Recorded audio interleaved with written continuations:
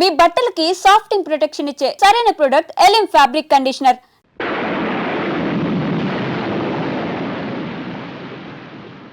కాలం కాని కాలంలో ఉగాది ముందు ఎడతెరిపి లేకుండా ఈ వానాగాలి ఏమిటో అర్థం కావట్లేదు మంత్రి గారు.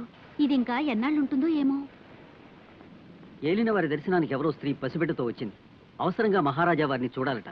ప్రవేశపెట్టు. భయం లేదు బాబు. మల్లిక, వీళ్ళని మందిరంలోకి తీసుకెళ్ళు.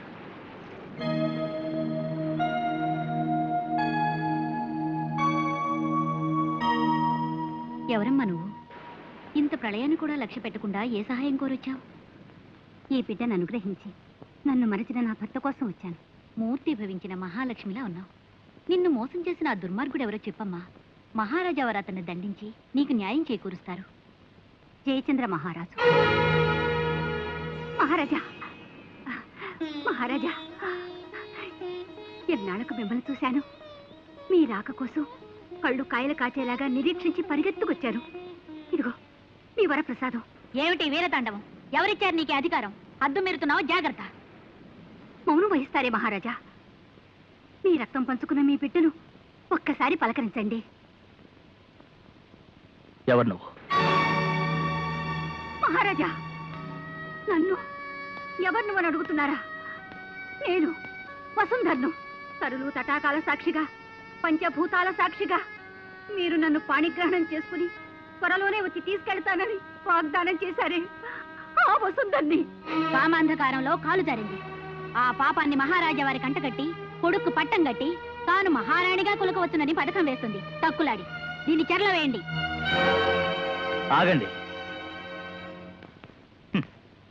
ఏం మాట్లాడుతోందో తెలియని ఉన్మాదావస్థలో ఉంది పాపం. పోనివ్వండి. ఆగండి. న్యాయం కోరడమే ఉన్మాదమైతే మాట తప్పడం మదోన్మాదం.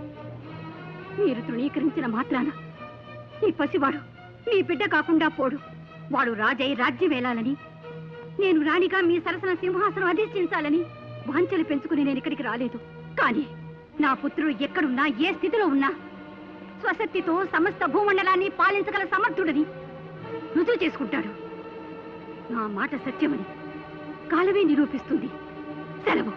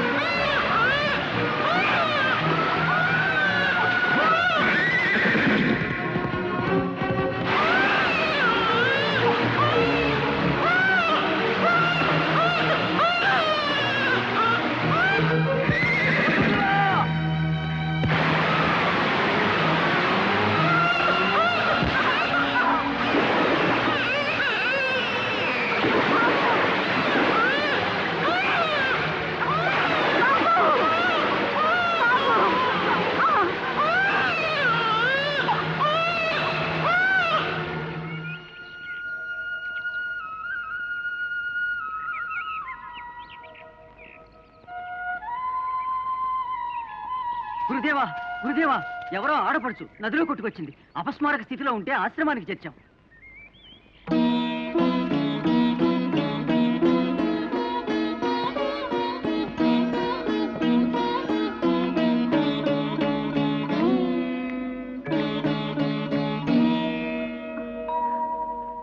నా బిడ్డ, నా పసివాడు ఏమైనాడు?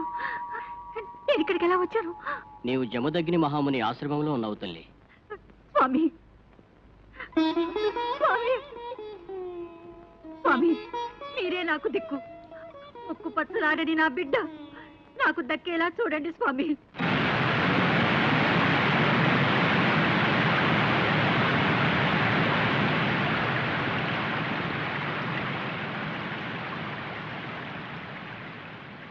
చూడమ్మా, శ్రీ వజ్రేశ్వరీదేవి మా ఆశ్రమాన్ని, ఈ ప్రాంతాన్ని రక్షిస్తూ మాకు ఆత్మవిశ్వాసాన్ని, శక్తిని ప్రసాదించే కరుణామయి.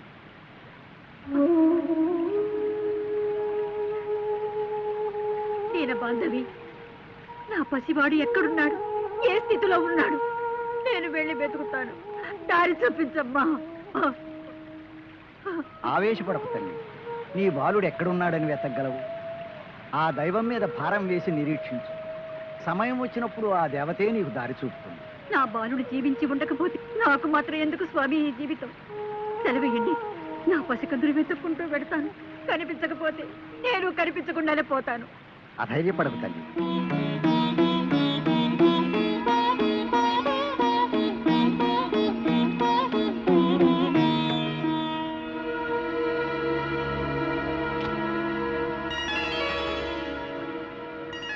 చూశావా, ఇది నీ బాలుడికి సంకేతం.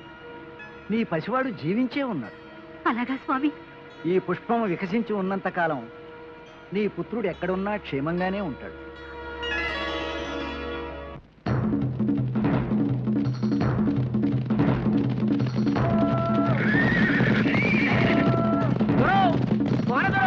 నదిలో బిడ్డ దొరికినాడు, నదిలో బిడ్డ దొరికినాడు దొరా.